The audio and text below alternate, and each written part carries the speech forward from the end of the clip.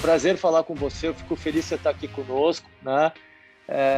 Nós temos profunda admiração por você, fundador da Localiza, e diria que, sem falsa modéstia, é um herói, né? De ir para o setor público por mais de 2 anos, né, Salim? Na Exato. Secretaria de Desestatização. Eu vou começar te perguntando, acho que todo mundo te pergunta isso, né? Como é que foi essa experiência? Você achava que ia ser tão Peraí, difícil? Buca, deixa eu só fazer um parênteses. Primeiro, eu queria, em nome do Traders Club, agradecer, dizer que hoje nós somos 530 mil usuários e 200 mil clientes pagantes aqui, todos investidores, acompanhamos a trajetória e a multiplicação da Localiza. E deixa eu abrir antes, eu vou fazer uma pergunta antes do Albuquerque. Alguma vez chegou a imaginar que a Localiza se tornaria a potência que ela é hoje? Conta um pouco dessa história da Localiza antes da gente começar a fazer esse bombardeio de perguntas do governo, porque a história da Localiza e o sucesso da Localiza se confunde um pouco com o sucesso do empreendedorismo no Brasil. Poucas empresas são tão bem-sucedidas quanto a Localiza é. São raríssimos casos. Inclusive, a Localiza é um dos maiores casos de valorização da história da Bolsa Brasileira. Então, antes da gente entrar no tiroteio do governo, aqui que está todo mundo louco para saber, eu queria te perguntar se alguma vez tu imaginou que a Localiza ia se tornar essa potência, ia ser tão grande quanto ela é hoje. Obrigado, Salim, de novo aí, em nome do Traders Club, em nome dessa plataforma. Ok, obrigado, um prazer estar com vocês aqui. Deixa eu dizer para você o seguinte, eu sou o fundador da Localiza, mas eu deixei o management da Localiza. Então, por uma questão de compliance, eu devo evitar comentários sobre a companhia. Até porque eu estou fora dela e poderei fazer comentários que não sejam, às vezes, oportunos ou mesmo verídicos, devido ao meu afastamento. Eu sou apenas hoje um acionista da companhia, um acionista relevante, mas não estou mais no management da companhia. A única coisa que eu posso dizer como fundador da companhia é que, de fato, o Brasil é um país de oportunidades. Nós sobrevivemos à inflação de 3% ao dia, nós sobrevivemos a congelamento de preços e uma série de aberrações que houveram na economia brasileira. Mas nós tínhamos sempre a confiança de seguir em frente, de construir alguma coisa para deixar um legado. Então, de fato, a companhia hoje, você conhece bastante, é essa companhia aí, que começou com 6 Fuscas usados e comprados a crédito. Então, foi um case bem divertido. Quero dizer para você que divertimos bastante nesse negócio. Boa, Salim. A gente sabe o quanto é difícil isso, né? Empreender é quase um ato heróico, né? Ainda mais no Brasil, mas é um país de oportunidades. É difícil, mas isso gera oportunidades. Conta para a gente agora, então vou entrar na minha pergunta. Foram 2 anos no setor público, eu imagino que muitas histórias para contar. Você já sabia que era difícil, ia ser muito difícil privatizar alguma empresa no Brasil, mas no final, saindo da Secretaria de Desestatização, você imaginou que seria tão difícil assim? Foi mais desafiador ainda do que você imaginava?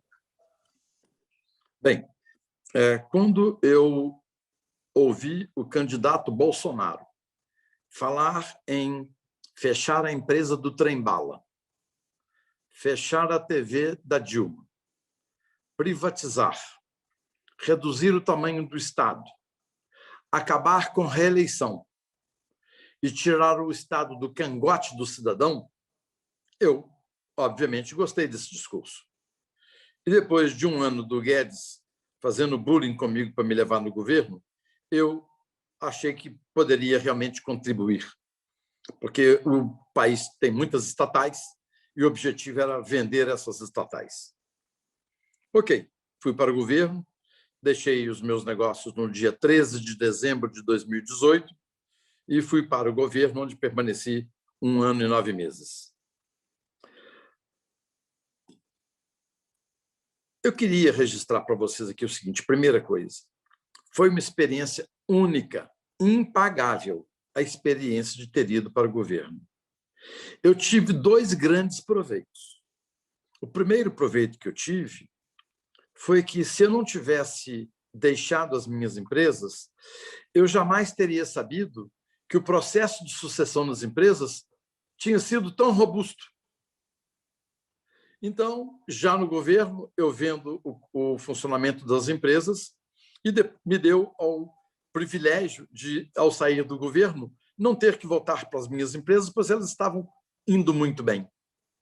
Então, poucos empresários conseguem fazer um processo de sucessão, principalmente fundadores. Às vezes têm dificuldade de fazer um processo de sucessão. Nós fizemos um processo de sucessão profissional espetacular. E esse foi um dos dois grandes ganhos que eu tive. O segundo ganho foi ter ficado no governo. Eu conheci as entranhas do poder, as entranhas do governo, as entranhas do Estado. Durante esses 19 meses, eu vi o que é o Estado brasileiro, o gigantismo do Estado brasileiro. E o fato é que, do jeito que estão as coisas, não há risco algum do país dar certo. Não tem chance nenhuma, risco nenhum. Não vai dar certo. A menos que nós façamos uma transformação no governo, fazemos uma disrupção. Então, eu fiquei tão impressionado com o que vi no governo que, ao sair do governo, eu decidi não mais voltar para o mundo dos negócios e dedicar meu tempo, minha energia à causa Brasil. Brasil é o meu propósito. Na fase de vida que eu me encontro, e já tendo sido realizado como empresário, como pai de família, eu acho que chegou a hora, diferentemente de vocês que estão agora construindo a vida, vocês estão se ejetando no mundo dos negócios, eu já queimei essa etapa. Então, o meu tempo vai ser dedicado ao propósito Brasil. Eu quero disseminar o ideário liberal e mostrar que, se não for através do liberalismo, não tem risco algum do Brasil dar certo. Ô Salim, conta como é que foi, como é que era a coordenação nas diferentes instâncias do governo. Você tinha a Secretaria de Desestatização, você estava por trás da secretaria. Como que era essa batalha? Puta, se você como um empresário, com uma das empresas mais eficientes do Brasil, mais eficiente do seu setor, a maior do setor, como que era você ver aí mais de 1.000, 2.000 empresas ineficientes, cabides de emprego, drenando o nosso dinheiro, né?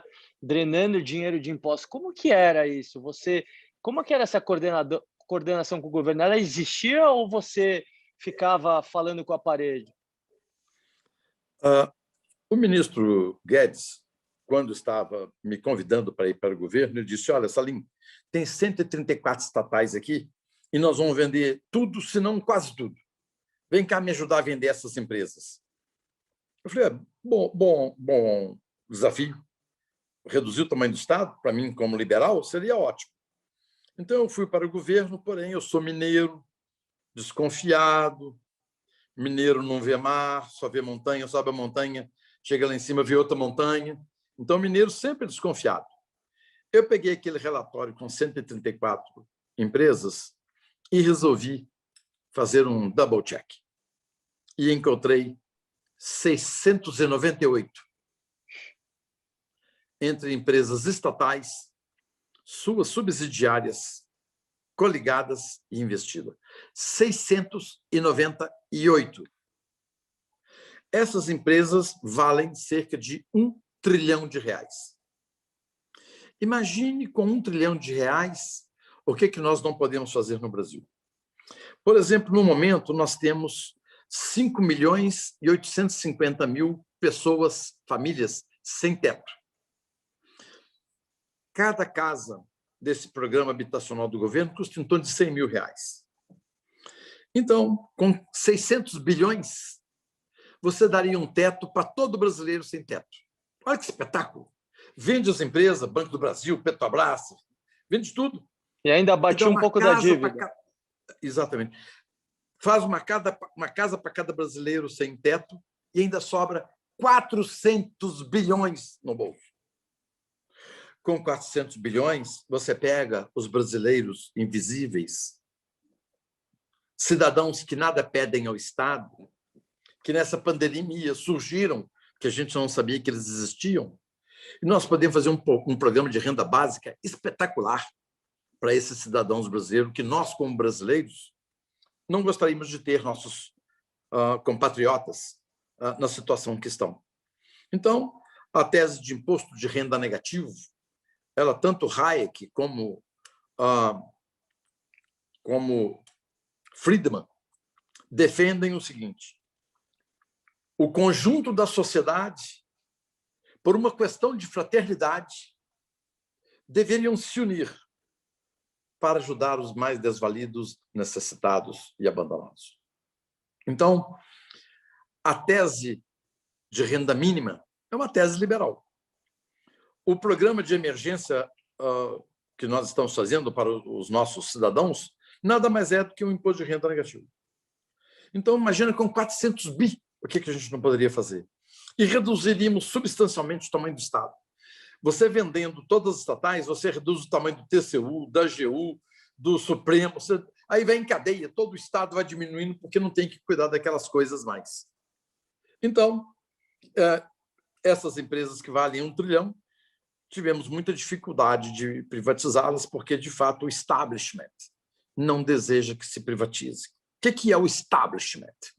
O establishment são as pessoas que cuidam do Estado, legislativo, executivo e judiciário. Em alguns momentos, se junta a esse establishment grupos de interesse oportunistas de momento. Então, num certo momento, os sindicatos se unem ao establishment. No outro momento, é a OAB. No outro momento, são a imprensa, porque, de repente, o presidente Bolsonaro cortou 1,8 bilhões da imprensa, e a imprensa, então, ela se junta ao establishment, dentro dos seus interesses. E também algumas pessoas que não são muito honestas, que se escondem atrás de um CNPJ de empresa e se juntam ao establishment, que foram as empreiteiras no governo do PT. Então, o establishment, tudo isso. Ou seja, são as pessoas que querem tirar proveito do Estado, que têm o controle do Estado e que têm o poder de decisão do Estado na mão. Então, o establishment não deseja vender as estatais. Por isso que, na hora que eu enxerguei que isso iria acontecer, basta dizer que o governo Bolsonaro já está há 27 meses no governo, nenhuma empresa foi privatizada. O que se privatizou nesse momento não foram estatais. O que se privatizou foram subsidiárias, né, e coligadas da Petrobras, que foram vendidas. Perfeito? Então, mas estatal mesmo não foi privatizada nenhuma. Então, nós temos aí esse grande desafio, porque o modus pensante brasileiro é o modus pensante da social-democracia. A social-democracia, que é centro-esquerda, ela assumiu o poder em 1985, depois dos militares, iniciou o toma lá da cá, eles fizeram a Constituição brasileira e estão no poder no Brasil há 35 anos. Então, tudo que nós temos de bom foram eles que fizeram.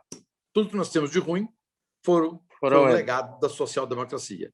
Como, por exemplo, nós temos 11 milhões de analfabetos no Brasil. Eu te pergunto, mas os sociais-democratas, que falam social, olha bem, estão usando a palavra social, por que eles conviveram 35 anos com 11 milhões de analfabetos e não erradicou o analfabetismo? É conivente, né? Porque é conivente, se tem pessoa educada... ou até propositadamente. Porque os sociais-democratas precisam de pessoas que são analfabetas, que não sabem escolher, para o canto da sereia, na hora das eleições, ser mais fácil de implementar. Em governos liberais, você pode verificar que os países têm mais baixo índice de analfabetismo, os países têm governos liberais. Liberal não consegue conviver com analfabeto, porque o liberal acredita que, no mínimo, a dignidade do homem começa com sendo a pessoa alfabetizada. Então, sociais-democratas convivem bem com isso. Liberais não sabem conviver com isso. Salim, o ministro Lewandowski, através de uma decisão monocrática, proibiu né, que se privatizasse qualquer empresa no Brasil. Assim, é um fenômeno, né?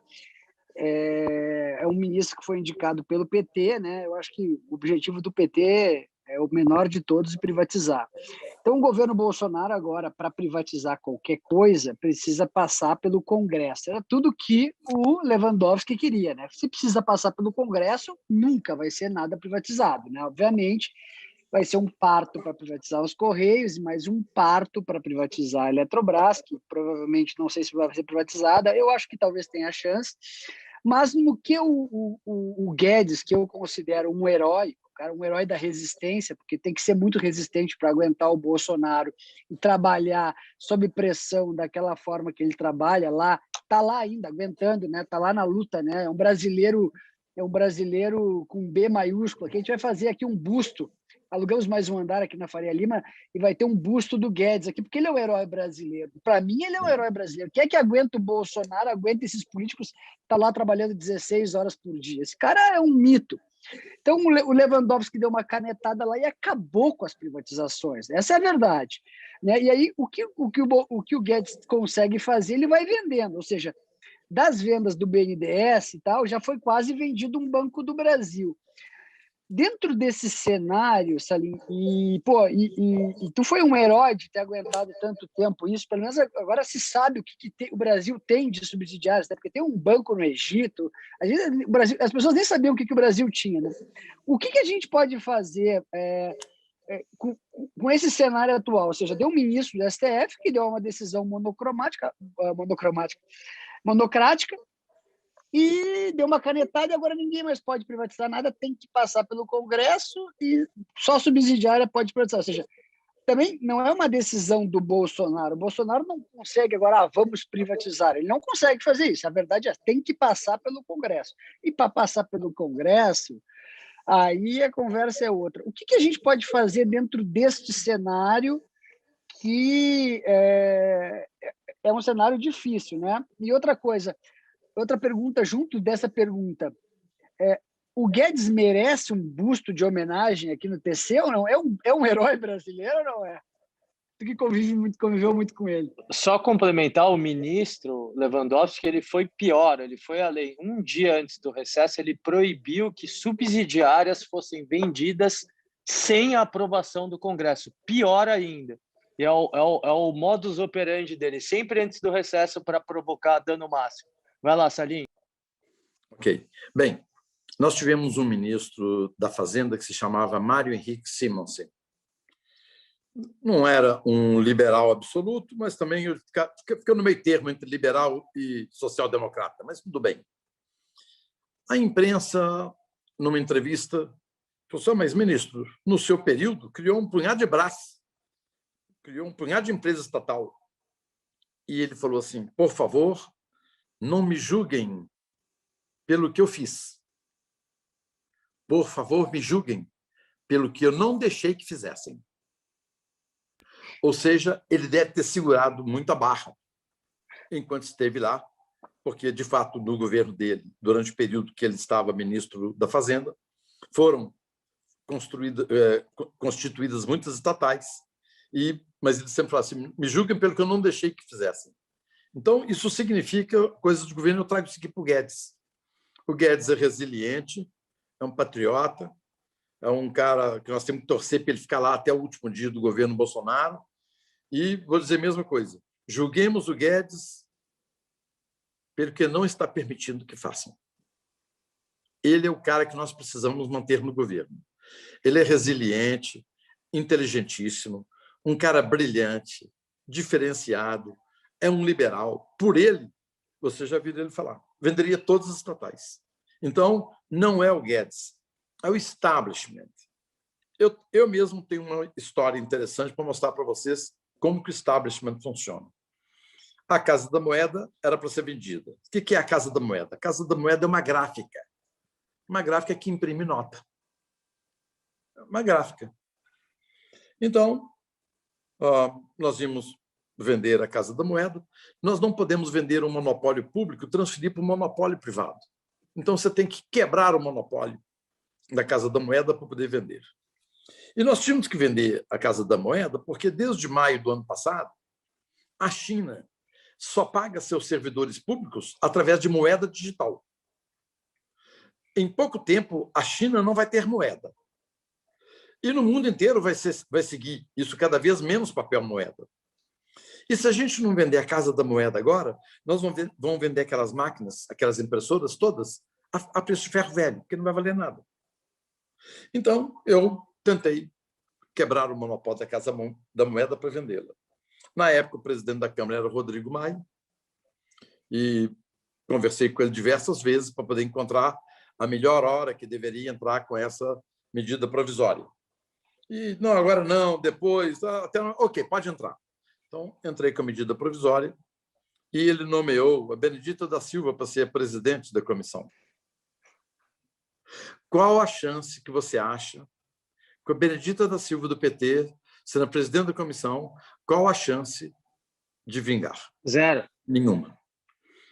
Depois a gente descobriu que tinha um pacto do Rodrigo Maia com a esquerda de não privatizar nada para a esquerda apoiar a reeleição dele e quem ele indicasse. Então, depois a gente descobriu. Mas nós somos da iniciativa privada, a gente não joga sujo, a gente não tem essas maldades, porque a gente, no mundo dos negócios, é diferente. O jogo é ganha-ganha, perfeito? Eu quero que o meu cliente ganhe, saia satisfeito e eu ganhe também. Então, é diferente da iniciativa privada.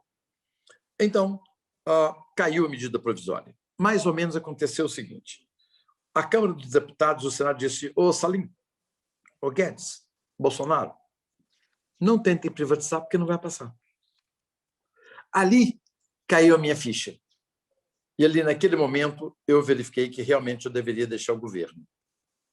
Não deixei o governo em abril, um ano atrás, porque veio a pandemia em março. Eu não podia, eu e o Ebel, deixar o ministro Guedes sozinho. Então, nós ficamos mais alguns meses até agosto, quando saímos. Então, o que me fez sair do governo foi que eu percebi que o establishment, tudo isso que eu falei, judiciário, executivo e legislativo, não querem que reduza o tamanho do Estado. Olha a Eletrobras. A Eletrobras está com um projeto de lei para poder ser capitalizado, porque ela precisa de 14 bilhões por ano para poder fazer os investimentos necessários. Ela não tem esse dinheiro, ela tem aproximadamente 1,5, 2 bi por ano. O governo, que é o dono da Eletrobras, o controlador, não tem dinheiro para poder aportar. Então, a saída é o quê? Tem sobrando dinheiro na iniciativa privada. Vamos capitalizá-la com dinheiro da iniciativa privada e nós perdemos o controle. Dilui. Ótimo. Nós estamos, desde que chegamos ao governo, naquela época, estamos conversando sobre como capitalizar a Eletrobras. Desde o Temer. 27 meses. Sim, inclusive o Lula, lá atrás, tirou ela estava no PND, o Lula tirou ela de venda. Então, você verifica como que é difícil privatizar no Brasil. Porque, na realidade, vocês têm que entender o seguinte: os sociais-democratas governaram o Brasil durante 35 anos. Então, eles emolduraram a sociedade brasileira. Então, a sociedade brasileira, o cidadão comum, acha que o petróleo é nosso, a Petrobras tem que ser nossa. Ok, se é nossa, dá uma ação para cada brasileiro. Distribui as ações, se é nossa. Não, a Petrobras não é nossa. As estatais não são nossas. As estatais são deles. Deles quem? Deles as pessoas que estão no governo, mas não é do cidadão comum. Então, com isso, estou mostrando para vocês a dificuldade de se privatizar, como você mesmo citou aí o exemplo do Supremo. Estou citando aqui um exemplo da Câmara dos Deputados. Salim, você falou muito bem aí, e você conheceu a máquina e você sabe o desafio que é. Como um empresário fora da curva e com vontade de vencer e já vencedor, como que a gente sai dessa corrida dos ratos? Como que a gente sai desse labirinto? Se para uma reforma política a gente precisa deste mesmo Congresso, desse mesmo sistema montado para não sair do poder. Você deu uma dica, educação, mas tem mais alguma coisa que você vê aí nesse seu projeto para frente para tentar fazer com que o Brasil seja um país decente, desenvolvido? Qual a fórmula para a gente sair desse atoleiro? Só tem um caminho. Em 521 anos que existe o Brasil, nunca tivemos um governo liberal. Então, tudo isso que está aí foi culpa de qualquer uma pessoa, menos dos liberais, porque eles nunca tiveram no poder. Chegou o Guedes lá no poder, vocês estão presenciando. Ele não pode fazer nada, não pode vender Banco do Brasil, não pode vender Petrobras, não pode vender nada. Vocês estão vendo a dificuldade. Então, nós estamos precisando de um governo liberal. Eu até brinco dizendo o seguinte, que vai chegar uma hora que Deus vai falar, oh, chega de sofrer o Brasil, vamos arrumar para o Brasil um candidato bom e uma Câmara mais liberal. Nós temos que nos engajar na política. Nós temos que eleger uma grande bancada de bons deputados. Não precisa ser absolutamente liberal, não, mas seja liberal, meio liberal. Nós estamos precisando de uma bancada de deputados e precisamos de um líder liberal. Então, isso pode acontecer em 2022. Vai depender do seu engajamento, do engajamento de cada um de nós que estamos ouvindo aqui. Quanto de tempo e energia você gasta para construir o seu país? Ok, você está o tempo todo debruçado nos seus negócios, você tem empregados a pagar, impostos, você tem concorrência, você está trabalhando duro e você acredita que os políticos vão tomar conta do Brasil por você. Lê do engano. Se nós delegarmos a política para outros, nós estamos delegando o nosso futuro para outros. Então, nós precisamos nos engajar. Nós precisamos nos envolver na política. Muitos de nós temos que nos candidatar. Muitos de nós têm que financiar isso. Ok, não vou me candidatar, mas vou financiar. Dou R$100, R$500, de acordo com o seu bolso. R$100 ou R$1 milhão, não importa. Do tamanho do seu bolso. Então, nós estamos precisando nos engajar. Na próxima eleição de 2022, formar uma espetacular bancada de deputados federais que sejam centro-direita, não importa qual partido, mas que tenham um pensamento mais aberto a respeito da economia, que defenda o livre mercado, que defenda a iniciativa privada, que defenda o Estado de Direito, que defenda o princípio da subsidiariedade, que defenda mais liberdade para o cidadão, mais liberdade para o empreendedor. Então, é assim que nós vamos mudar o Brasil. Do jeito que está, todos nós depositamos muita confiança em 2018, com 57,7 milhões, Bolsonaro foi eleito. E aconteceu isso que está acontecendo. Então, não era a nossa vez. Nós temos no Brasil um instituto que se chama Instituto Liberal. Esse instituto foi baseado num instituto de Londres. Eu vou contar para vocês a história. Teve um piloto da Royal Air Force que se chamava Anthony Fisher. Ele foi um piloto muito condecorado porque ele derrubou muitos caças inimigos. Então, depois da guerra, ele se transformou ele tinha uma pequena granja e a granja cresceu. Ele era um empresário médio de sucesso. Então, ele ficou tão indignado com os caminhos para onde a Inglaterra estava indo que ele procurou Friedrich Hayek e falou: Hayek, eu não aguento mais ver como que a Inglaterra está indo para o caminho errado. Eu vou me candidatar a deputado pelo Partido Conservador. Hayek colocou as mãos nos ombros de Tony Fisher e disse: Tony, não faça isso. Abra um instituto e divulgue, dissemine as ideias liberais. Assim, Tony Fisher não se candidatou, abriu um instituto que se chama Institute of Economic Affairs, nos anos 50. Esse instituto existe até hoje. Pelos bancos desse instituto, passa uma jovem, loirinha, muito inteligente. Thatcher. E chega a ser a primeira-ministra da Inglaterra. Então, nós temos também os nossos institutos aqui. Dos nossos institutos, muitos já estão lá no Congresso. Já temos diversos membros do nosso instituto. Nós temos um membro do nosso Instituto Liberal que está hoje no Senado, senador Oriovisto. Frequentamos o Instituto Liberal nos anos 80 juntos. E nós temos diversos deputados federais que passaram pelos nossos institutos liberais. Nós temos no Brasil hoje cerca de 120 institutos de cunho liberal. Todos eles nasceram debaixo do Instituto Liberal. Então, nós temos que continuar disseminando, porque a escola brasileira... Primeiro, o seguinte, os primeiros livros liberais nós traduzimos no Brasil nos anos 80. com dinheiro do nosso bolso, porque as editoras, não, isso não vai vender, eu não produzirei esse livro. Então, nós tivemos que bancar todos os livros, traduzir a edição toda, porque as editoras se recusavam a produzir livros liberais, que também era um patrulhamento ideológico. Então, toda essa massa de brasileiros formada na Universidade Brasileira são tudo social-democrata. Poucos foram a Chicago, foram a Cambridge, foram a outras universidades para poder abrir a cabeça. Muitos economistas brasileiros não sabem nem o que é fomices, não sabem. Então, na realidade, a sociedade brasileira foi moldada pelos sociais-democratas, dizendo que o Estado é bom, o Estado é importante. Então, os sociais-democratas, que inclusive fizeram a Constituição brasileira. E fizeram a Constituição brasileira com muito revanchismo contra os militares e muito populismo, acreditando que, colocando na Constituição que todo brasileiro vai ter o direito de moradia, saúde, educação, colocando no papel e resolve como se fosse num passe de mágica. E está aí o Brasil. Está lá a Constituição e está aqui o Brasil que nós conhecemos. Isso tudo é legado dos sociais-democratas. Salim, deixa eu te perguntar uma coisa, uma opinião.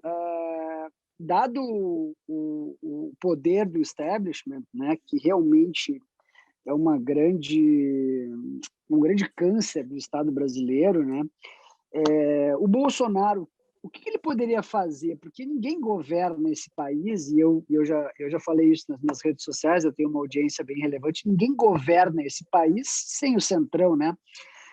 O Centrão, aquele corrupto, né? Devasso, né? Aí fora do Centrão está o PT, o PMDB, né? Só o Santos, né? Os PSDB, só tem santo fora do Centrão. O Centrão são os bad boys, né?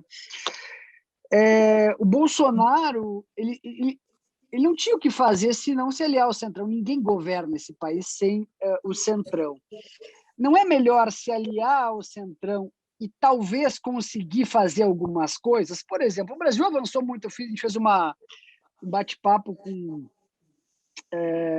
esses dias e a gente pontuou tudo de bom que já aconteceu nos últimos meses. Ou seja, o Brasil fez uma reforma trabalhista que deu um salto, o Brasil fez uma reforma da Previdência que deu um salto que ninguém acreditava que ia passar essa reforma da Previdência, teve até manifestação a favor da reforma da Previdência.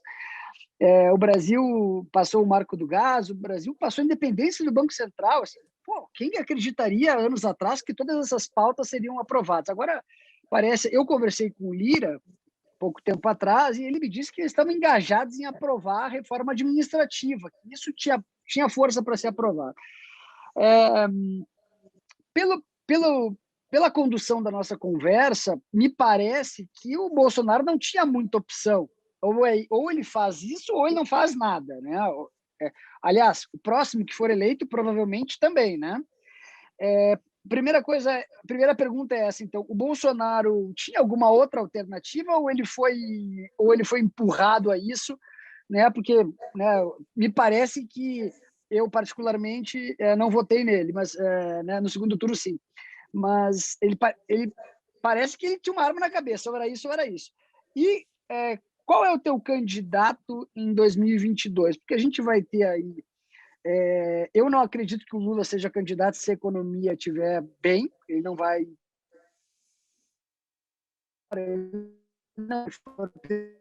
O Lula é muito inteligente. E se a economia estiver mal, ele vai se candidatar para tentar ganhar. E a gente vai precisar uma terceira via. Né? Última pesquisa... avaliação negativa já, né? Já emparelhou com o regular e o bom, mas ele ainda está muito popular, dado o nível de pandemia que a gente está. Então, quais são as alternativas para 2022 de eleição? A segunda pergunta. A primeira pergunta é: o Bolsonaro tinha outra alternativa ou ele está com uma arma na cabeça e ele não tem o que fazer? Porque quem vai ficar brigando com o Centrão? Se tu ficar brigando com o Centrão, acontece mais ou menos o que aconteceu com a Dilma, né? Que ficou ilhada lá até ser impeachmentada e chutada para fora. Né? E aí veio o nosso grande presidente Temer. Para mim responder a sua pergunta, eu tenho que te contar uma história do Brasil. Você está me falando sobre o momento presente. Você não planta uma goiabeira e colhe maçã. Você não colhe um pé de abóbora, não planta um pé de abóbora e colhe jabuticaba. Você planta o que você colhe. Você colhe o que você planta. Vamos voltar lá atrás. 1985. Primeiro governo social-democrata. Governo Sarney. Como é que foi o governo social-democrata, o governo Sarney? Toma lá da cá. Dividido entre os diversos partidos. Foi assim que começou a redemocratização do Brasil. Esse termo redemocratização do Brasil não é meu termo. É o termo dos sociais-democratas, que disseram que a redemocratização do Brasil começou em 1985. Ok. Rapidamente, vocês são uma geração mais jovem, nem sei se nas escolas eles contam a verdadeira história, então vou contar a verdadeira história porque eu sou o testemunho ocular. Com certeza não. Exatamente. Então é o seguinte, em 1985, o presidente Sarney iniciou o Toma lá da cá. Foi o primeiro governo de presidencialismo de coalizão. Isso é a palavra bonita. A tradução é toma lá da cá. Ok? O governo Sarney assumiu quando a arrecadação brasileira era 23% do PIB. Hoje, a arrecadação brasileira, a tributação, 35. é 35% do PIB, mais 7% de déficit, dá 42% do PIB. Que países têm 42% do PIB? Primeiro mundo. Bélgica, Áustria, França. Olha os países feitos. Na Bélgica, que eu frequento muito a Bélgica, tem mais quartos de hospital do que doente, tem mais cela do que presidiário, tem mais bancos de escola do que alunos. Não tem problema de saneamento, não tem um buraco nas ruas da Bélgica, com 42% de arrecadação. Nós temos 42% de arrecadação. Não vou perder tempo com vocês falando o que é o Brasil. Então, o governo social-democrata iniciou em 85. Os sociais-democratas elaboraram a Constituição brasileira. Nós tivemos um azar danado com a Constituição, danado. Eu não compreendo como é que Deus permitiu que isso passasse. A nossa Constituição foi feita um ano antes do Muro de Berlim cair. Tivesse sido feita depois, teríamos uma outra Constituição muito melhor do que a nossa Constituição. A nossa Constituição estava sendo desenhada para o Brasil ser um país parlamentarista. E lá na frente, no finalzinho, transformaram em presidencialismo. Então, ficou um animal híbrido. Ficou uma girafa com tromba de elefante. Ficou uma coisa esquisita. Então, a nossa Constituição, Roberto Campos se recusou a assinar a Constituição. Ele era um dos constituintes. Recomendo a todos vocês a leitura do livro Uma Constituição contra o Brasil, que são artigos de Roberto Campos. Então, ele brincava muito, dizendo assim, não, com essa Constituição não tem risco do Brasil dar certo, então pode ficar tranquilo, não tem risco nenhum do Brasil dar certo. Então, essa Constituição nossa já nasceu meio aleijada. E essa Constituição é que implementou o toma lá da cá. Então, governos de coalizão existem desde antes da Constituição. E nesses 35 anos, com Fernando Henrique, com Lula, com Itamar, eles aprenderam a governar. E agora, como é que você toma o poder deles? Como é que você aprende? Não, o poder de governar é do executivo que foi eleito. Vocês são legislativo, vocês legislam. Não, eles acostumaram a governar. Presidências de estatais, diretores de estatais, ministérios, cargos na administração pública. Então, eles acostumaram com isso. Agora, 35 anos, eles se acostumaram com isso. Como é que você corta isso de um dia para o outro? Claro que isso aí é difícil. Então, o problema que nós encontramos hoje não é um problema de hoje, de um presidente. O presidente tem 57,7 milhões de votos. Ele foi eleito, mas não governa. Ele não tem a maioria da Câmara. Então, esse é um problema de um país que tem hoje 33 partidos no Congresso e 77 em registro. 110 partidos nós temos. Foi construído para isso o sistema, né? Isso é fruto da obra, do legado dos sociais-democratas, que se chama Constituição Cidadã. Quem é que pode ser contra uma Constituição cidadã? Olha que bonito o nome. Então, os sociais-democratas é que são responsáveis por isso tudo que está aqui. O presidente eleito, mas não governa. Então, é o seguinte, não há outra forma a não ser presidencialismo de coalizão, ou, traduzindo, toma lá da cá, para que o governo tenha uma bancada que passe os seus projetos. Você verifica que, durante o período do Rodrigo Maia, a disputa, o mau entendimento de Rodrigo Maia com o presidente, quem perdeu foi o Brasil. O Brasil que saiu perdendo. É preciso deixar bem claro para vocês, façam uma reflexão sobre o que eu estou falando. A briga individual de Bolsonaro e de Rodrigo Maia, quem são prejudicados foi o Brasil. Ou seja, quero lembrar para vocês uma coisa importante. Dizem que o primeiro objetivo de um candidato, de um político, é ele ser eleito. Uma vez eleito, o segundo objetivo do mandatário é ser reeleito. Claro que isso não é para 100% dos nossos políticos. Eu mesmo conheço políticos fantásticos, maravilhosos, que o Brasil tem em primeiro lugar. Mas eles são poucos no Congresso. Então, o fato é que nós precisamos, num certo momento, ter o presidente e a bancada majoritária no Congresso para que ele possa governar e passar os seus projetos. Depois que saiu o Rodrigo Maia, entrou o Lira, já passou o Banco Central, está passando um punhado de reformas aí. Lei do gás, saneamento, está passando tudo. Então, você verifica, então, quão pernicioso foi para o Brasil um presidente da Câmara brigado com o presidente da República. Deixo que vocês mesmos façam uma reflexão e avaliem isso. Então, hoje, o Centrão, que também vão fazer jus ao Centrão, no período petista, fechamento da imprensa e outras coisas mais, não aconteceu por causa do Centrão. O Centrão não é de todo ruim, não.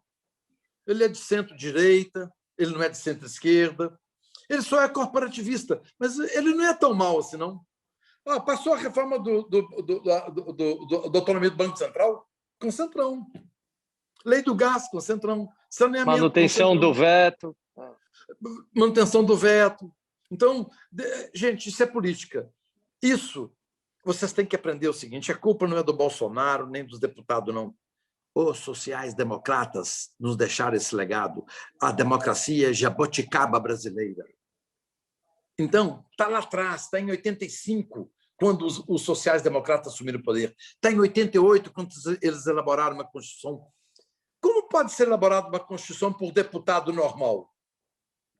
A raposa tomando conta da chave do galinheiro? Não podia, tinha que ser uma constituinte específica. 100, 120 deputados são eleitos por um mandato exclusivo de 1 ou 2 anos para poder escrever uma Constituição. Nenhum deles pode ser servidor público, nenhum deles pode ser candidato jamais na sua vida, para não ter conflito de interesse. Os nossos sociais-democratas, Ulisses Guimarães, nomes que vocês conhecem, alguns de nome e outros ainda pela presença. Ulisses Guimarães, Mário Covas, Fernando Henrique Cardoso, Aécio Neves e outros escreveram a Constituição. Tudo social-democrata.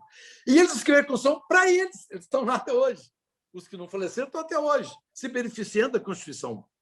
Então, a nossa Constituição foi feita de uma forma indevida. E nós estamos pagando o preço do tipo de governo social-democrata. Sobre a eleição de 22, eu perguntei, foi a segunda pergunta. Sim, nós temos que nos engajar em 22. Muita água vai correr, está muito cedo para poder falar, só tem Bolsonaro, Lula e Ciro. Não, está muito cedo, esperem. E já estamos em reeleição, né? O que é uma pena. Né? Tem um político mineiro de direita que se chamava Magalhães Pinto. Ele falava assim, política é igualzinho nuvem. Cada hora que você olha, está de um jeito diferente. Aguardem, meus jovens. Vai correr muita água daqui até 22. Eu acho que pode surgir um terceiro candidato interessante, que não seja extrema-direita nem extrema-esquerda, mas um indivíduo que seja, acima de tudo, patriota, cidadão, que está interessado no bem do Brasil e que tenha inteligência para conduzir o Brasil, mas ele vai precisar de uma bancada no Congresso para que seus projetos passem. Então, vamos aguardar. Muita água vai correr. Então, tem nome, Salim, tem eu nome estou esse candidato, Salim? sentindo que o Salim já sabe quem é esse candidato. não, é só a experiência de vida do Magalhães Pinto. Nuvem, muda cada momento. Então é o seguinte, hoje está muito polarizado, inclusive o seguinte, o candidato que entrar hoje vai ser queimado rápido. Não pode. Ele tem que se preservar e entrar lá na última hora. A vitória do Oriovisto para senador no Paraná foi espetacular. 3 meses antes da eleição, no último dia de inscrição, ele foi lá, se inscreveu e ganhou de balaiada do ex-governador Requião, que era um cara que estava dominando o Paraná já há muitos anos. Ele ganhou de balaiada do Requião. Então, caso como ele, como o caso do governador Zema, o Zema teve 72% dos votos. 72%! Contra um governador que foi 2 vezes governador, Anastasia. Zema estava com 8%. Estava Estava com 8% há 3 semanas da eleição. Exatamente, e vai a 72%. Então é o seguinte, de vez em quando, a nossa sociedade tem um arroubo de lucidez e vota certo. Então, eu sou otimista, sou sagitariano otimista e acredito que vai surgir um candidato e que os eleitores brasileiros, todos nós estamos cansados da política brasileira. Está cansativo ler um jornal, está cansativo. Não estamos aguentando mais isso. Eu não sei se eu estou mais cansado com a pandemia, se eu estou mais cansado do governo. Eu não sei com o que eu estou mais cansado. Mas o fato é que esse quadro é muito ruim para o Brasil. Então, eu acredito na sensatez do brasileiro na próxima eleição. Salim, deixa eu só perguntar, tem 150 empresários aqui. Como a gente faz para se inscrever no Instituto Liberal aí e aprender com vocês? Eu sou um liberal, mas eu não sou do Instituto. Como é que a gente faz aí para fazer a processo? São grandes empresários que nós temos aqui no grupo, alguns bem relevantes, inclusive. Ok. Deixa eu dizer para vocês. Qualquer um de vocês que acha que o serviço militar não devia ser obrigatório, mas se um direito do cidadão recusar ou fazer, você é liberal e não sabe. Se você acha que o voto obrigatório está errado, porque é direito do cidadão, ele tem que ter o direito de votar, não a obrigação de votar. Se você acha que você tem que ter o direito de votar, mas você não tem a obrigação de sair da sua casa, enfrentar fila para votar em candidato que você não se simpatiza, você é liberal e não sabe. Então, se você é a favor que o indivíduo tenha liberdade, que o empreendedor tenha liberdade, e que você vê no Estado sempre um dificultador do empreendedor. Tenta, gente, pegar, algum de vocês que seja empresário, pega uma licença do Corpo de Bombeiros para a sua empresa funcionar. Pega. Se você for abrir um consultório, tem que ter licença do Corpo de Bombeiro. Não estou falando de indústria, não.